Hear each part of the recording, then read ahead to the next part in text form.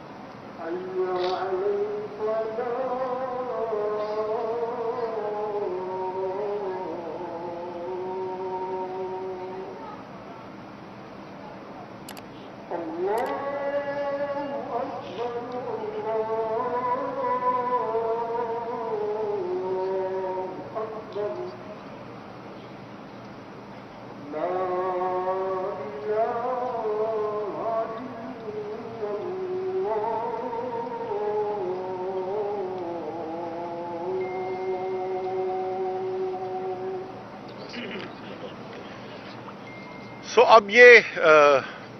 پریشانی ہوئی کہ اب کیسے الیکشن سے بھاگا جائے، تو اب تبدیلیاں انہوں نے کیا کی کہ جو جون کے مہینے میں یونین کونسلز نئی آبادی کے لحاظ سے 101 बनाई गई थी, आखिरी जो सेंसस हुआ था उसकी बुनियाद के ऊपर, बगैर किसी तब्दीली के, बगैर किसी नए सेंसस के, और 6 महीने में कितने बच्चे पैदा हो गए इस्लामाबाद में, कितनी तादाद बदल गई, 205 मिलियन। तो उन्होंने कहा जी अब 125 यूनियन काउंसिल की जरूरत पड़ गई है। और अब उनको ख्याल आया कि नहीं, मेयर का इलेक्शन तो डायरेक्ट होना चाहिए, वही कानून जिसके खिलाफ गए थे उसी को अब वो कहते हैं लेके आना चाहिए। और ये मुझसे अभी से आप लिख के ले लें कि ये दोबारा इलेक्शन से पहले जाएंगे ना, तो इन्होंने दोबारा इसको बदलना है, क्योंकि इनको और ज्यादा मार पड़ेगी डायरेक्ट इलेक्शन के अंदर मेयर की, तो इन्होंने इससे फिर दोबारा भागना है। सो ये सूरत हाल है। किसी भी तरीके से पाकिस्तान में जमहूरी अमल को आगे चलने नहीं देना, ये इनका मुतफ़िका फैसला है। लेकिन ये बात, ये कभी कभी होता है, शाज़ व नाज़िर होता है, लेकिन एक बात के ऊपर तो मेरा राना सनाउल्लाह से मुकम्मल तौर पे इत्तेफाक है। 2023 इलेक्शन का साल है, जनरल इलेक्शन इस साल के अंदर होने वाले हैं। बहस सिर्फ ये हो सकती है कि किस महीने में होना है, ये अप्रैल के महीने में होगा या ये अक्टूबर के महीने में होगा, इतनी सी बहस रह गई है। इंशाअल्लाह ताला पाकिस्तान के अवाम को ये हक मिलेगा कि वो फैसला करेंगे कि पाकिस्तान को किधर लेके जाना है, और पाकिस्तानी कौम ने क्या फैसला करना है ये हमें तो पता ही है, लेकिन हमसे ज़्यादा वाज़ेह तौर पे ये इस इम्पोर्टेड हुकूमत को पता है कि अवाम ने इनको सियासी तौर पर दफन कर देना है। इस जो आज फैसला है इलेक्शन कमीशन का, उसके खिलाफ जैसे मैंने पहले कहा कि हम ऑलरेडी कोर्ट के अंदर हैं, और हमारी अभी भी यही उम्मीद है कि कल जो है वो कोर्ट के अंदर से एक फैसला आएगा जो कानून के मुताबिक ज़ाहिर होगा, और इलेक्शन की तरफ हम जाएंगे। तो तमाम हमारे लोग जो इस वक्त फील्ड के अंदर काम कर रहे हैं, तहरीक इंसाफ के लोग जो मुकामी हुकूमत के इलेक्शन के लिए काम कर रहे हैं, उन सबको हिदायत ये है कि उन्होंने काम रोकना नहीं है और अपना काम जारी रखना है।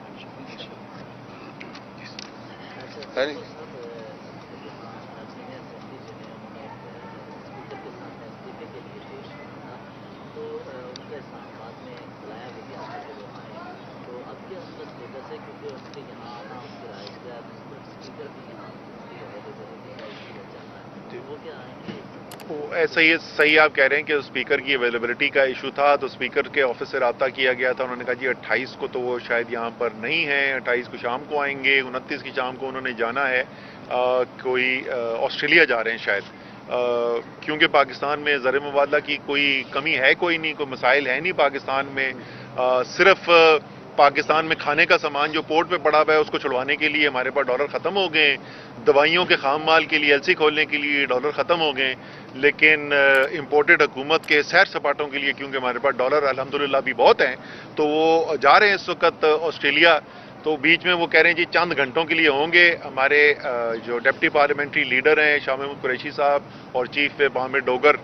वो दोनों इस सिलसिले में कुछ अरेंजमेंट करने की कोशिश कर रहे हैं। कोशिश मेरे ख्याल में ये है कि कोई ना कोई मीटिंग स्पीकर के साथ ज़रूर हो उनके जाने से पहले।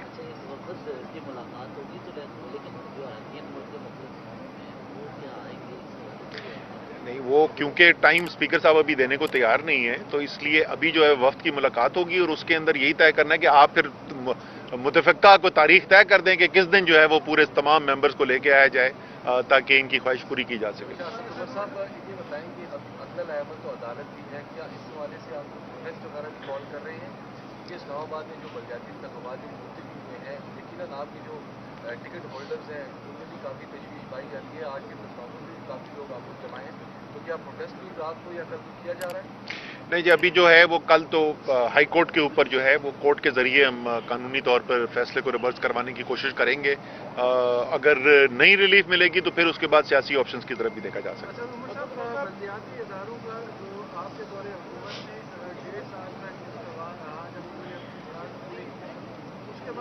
नहीं, 2021 में खत्म हुआ।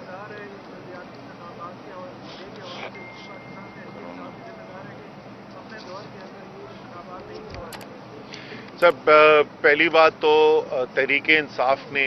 अपने दौरे हुकूमत के अंदर खैबर पख्तूनख्वा में 2 दफ़ा बल्दियाती इंतखाबात करवाए, आज़ाद कश्मीर के अंदर बल्दियाती इंतखाबात हुए हैं। इस्लामाबाद में 2021 में जाकर टर्म ख़त्म हुई थी, पिछली जो मियाद थी वो 2021 में ख़त्म हुई। वो जो कानून था वो आपको पता है उस वक़्त भी हमने ये कहा था कि ये आइन की रूह से मुतरादिफ है, यानी मुकम्मल जो